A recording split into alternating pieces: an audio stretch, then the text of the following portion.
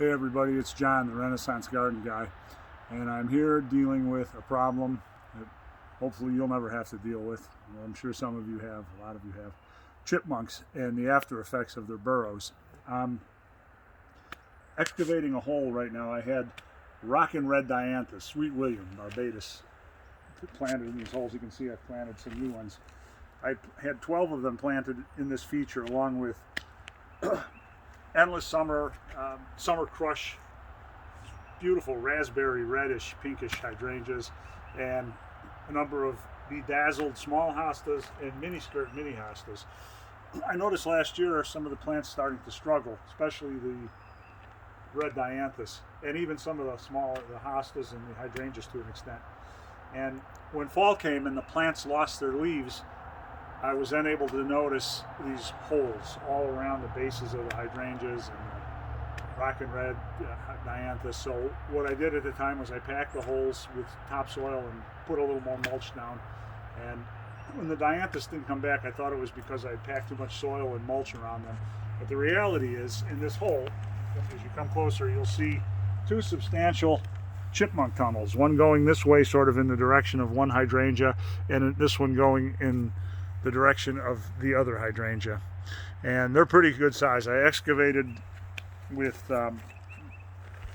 my spade, and I'll dig down a little bit further, and I already started this, but my methodology for stopping these critters, and I've had some good luck. It was an active problem in the fall and late summer when I first discovered it, and my methodology worked pretty well for stopping them. I saturated the ground and their holes with this product, Shakeaway rodent repellent granules, and it's a combination of mint, rosemary, cedar, and some inert ingredients as well.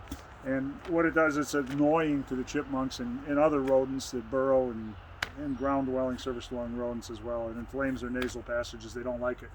What does happen over time with any product is, as I understand, these rodents will become scent blind to this product. So in another month or two, I will use, and I'll show you in another post in another video, what product I use to alternate with this one. For now, what I'm going to do, I'm going to use this product. I'm going to dig a little bit more out here, make the hole a little bit deeper, because I want to make sure I provide ample soil bed for the new dianthus that I'm going to plant. They're such a lovely plant. The color is a beautiful garnet ruby red, and they perform so well in the summer. They love full sun. They actually even serve to kind of protect and shade the roots of the hydrangeas. The summer crush endless summer line, this particular plant is probably a lot more sun tolerant than others, than other hydrangeas and others, certainly in the endless summer line. But they still do need a little protection from the sun, and they need to be watered a lot. And these dianthus sort of provide, at least at the root base level, some shade for them. So it's important for me to maintain the dianthus planting here in this feature. So I'm going to replant them. But before I do that, I've got to take care of these chipmunk holes. They're pretty big, so I'm going to use my methodology here. I'm going to take some of the Shakeaway and actually direct it down into the old burrow. These are old burrows. They're inactive burrows. But these animals have a propensity for reusing burrows. Now, a good way, if you don't have a garden, if it's lawn or sidewalk or something that you're trying to protect, a lot of folks use gravel or crushed glass to stuff their burrows with. Definitely deters them. We can't do that here because these plants need to root down and find soil and also water and nutrients. So the next best thing is this irritant. This is harmless to the plants. At least I've found that to be so. And if the chipmunks decide they want to try to reopen their burrow, they're gonna smell this stuff and they're not gonna like it. So they're gonna give up on that endeavor. So I've got some in there. I'm gonna put more in the bottom of the hole. But what I'm gonna do next is try to pack these holes like I've always done. I'm going to use this potting mix. My tried and true Stay Green potting mix. I had nothing but good luck with this stuff. So since I'm not fertilizing these hydrangeas this year, there's already fertilizer in this product. I'm going to go ahead and use it. So we're going to start to fill this hole. And I just keep putting the dirt in until it won't go in any further. And I'm already getting to that point. So this was not a terribly huge hole. And the other thing that I had done when I had planted this one, which I just did a few days ago, I filled that burrow from this side. So it's probably pretty full. The roots of the hydrangea are now completely surrounded, or will be completely surrounded by good, healthy, fertile soil to grow in and root down in and enjoy. Yeah, we're reaching the end of this hole already, which is great. I'm going to keep doing this until it's full and I can't get in anymore. Now, with this feature, and I don't know, Dee Dee is faithfully manning the camera as usual. If you can see this, can you see this, Dee Dee? Yes. Okay, that's weed barrier that I put down.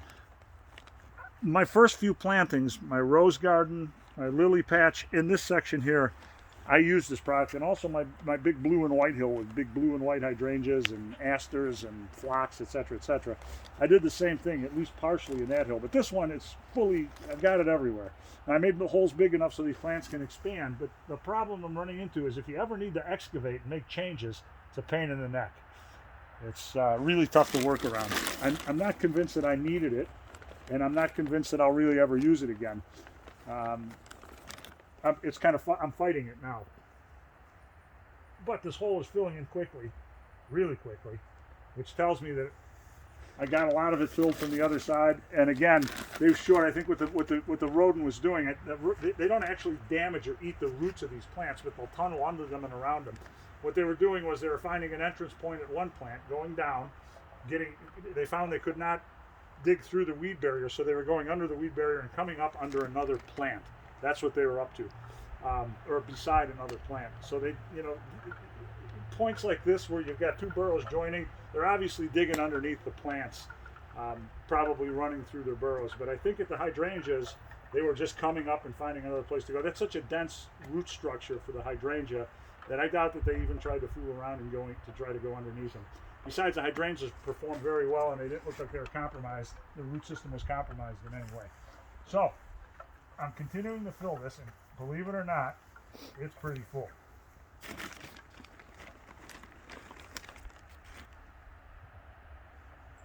Cram it in there as tight as I can to make sure that you can see it. When the surface of the mulch starts to come up, that means you have packed this thing tight. I've packed it. Can't get any more in there, and that's a good thing. And we've got our rodent repellent down there in front of all this soil. And I have effectively plugged this chipmunk tunnel. And I'm hoping with the rodent repellent, again, so far so good, that it's not, these rodents are not going to come back and utilize these tunnels. The rodents were an existing problem when we first started our garden back here. There was a different feature back here that was not as actively tended. Different look, different feel, everything. Obviously, this is our new Renaissance garden that we're affecting here, that we're working on and building.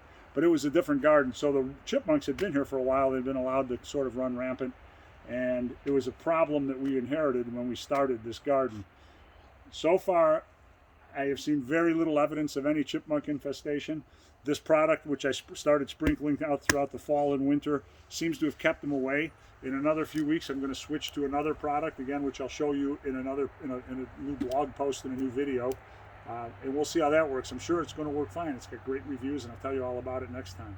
But for now, I'm going to just do the same thing with this other hole and go ahead and fill this hole and plant this dianthus as I always do.